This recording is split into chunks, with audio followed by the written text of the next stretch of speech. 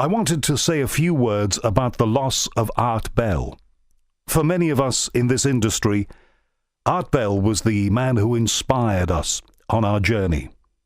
And so it was with me. In 1997, I bought my first computer. I was working at London's Capital Radio on the Chris Tarrant Breakfast Show, the biggest show in London at the time. And I spent a lot of money, and I ended up spending about a year and a half paying for it, buying a brand new Dell computer. It had a massive, for the time, 3 gig hard drive, and I think the memory was about 64. It was rudimentary by today's standards, but a game changer for me.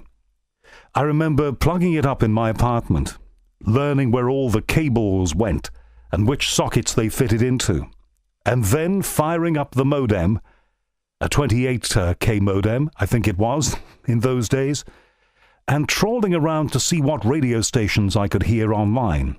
For me, this was one of the biggest reasons, not only the idea that I could shunt documents around and send emails to people, but one of the biggest attractions of buying a computer, and I think this computer cost about £1,300. That's about, I think, $2,000 or so today, a phenomenal amount.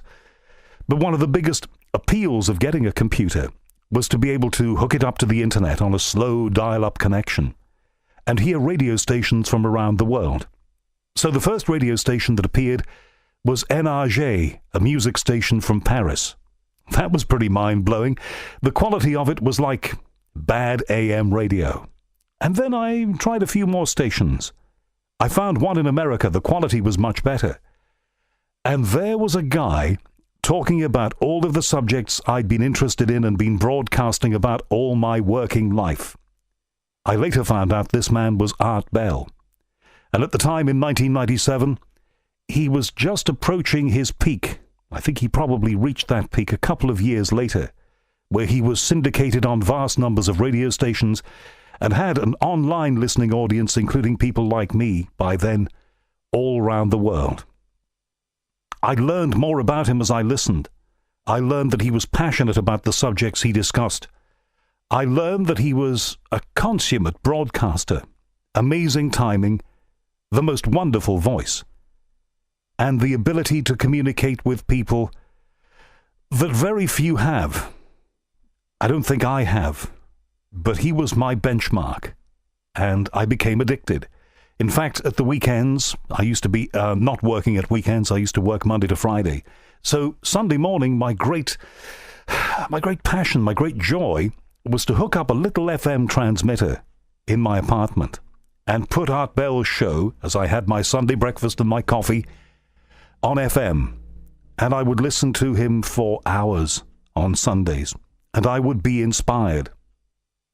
Years later, I got the chance to create my own show. It is different, but Art was the inspiration for it. And I've been doing The Unexplained now since 2004, both on radio and online, and I have a worldwide audience. In later years, I got to know Art Bell. He was working on a project, as many of you will know, to allow shows like my show to rotate, along with a show of his creation. And that came to pass, and Heather Wade is now doing Midnight in the Desert, which was Art's part of that equation, as we know. My role, and Art was I didn't know this until he told me, and you can imagine my reaction when he did. He was a fan of my work. Art Bell, my hero in radio, was a fan of what I do here. So his idea was that I should do the show before him. There would be a show after him, and a show before him. They would almost be like bookends to the big event. And I really wanted to do it. But many of you will know my story. Finances were the issue at the time. I was not earning a great deal. I still am not earning a great deal. And The Unexplained is not a subscription podcast. It is a free podcast, and I ask for donations. But you could never make anything like a living on donations. It just doesn't work that way. But I was keen for my show at that time to continue in that way. So to cut a long story short, it was impossible for me to be able to give up all of my work and everything that I did in order to do 5 nights a week, as it would be for me, 5 early mornings in the UK, doing a show before Art Bell. I was massively disappointed, and I think he was too, that I couldn't do this thing. But it was humbling to be asked to do this by the man himself, even if ultimately finances got in the way. I often think about that time, and I often think that somehow I should have tried to find the money. I should have been more entrepreneurial, given everything up, and gone for it. But you know, we can't have the time back. And sadly now, art has left us, and all we have are memories of those great shows. At least they will continue to be heard.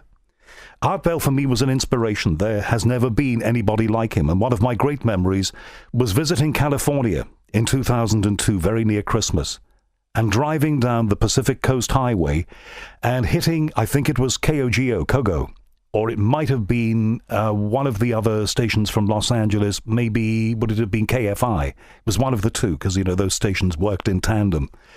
And hearing Art on American AM radio with the sun going down in California, saying, from the high desert and the great American Southwest, I bid you good evening. That, for me, was greater than hearing the show on the internet. Excellent though that was, but to actually be in a car in California and hear Art Bell do that, I will never forget that experience. In my life, there have been very few people who I've regarded as being the very best, and Art is the very best of the very best. My condolences and sympathies go to Aaron and the family and all who knew and loved Art Bell. There will never be another like him. Many of us will try and reach some of the excellence that he attained, and many of us will spend the rest of our lives attempting. Art Bell was the best, and I, Howard Hughes, will miss him, and I thank him for inspiring me on the journey that I've now taken. Thank you.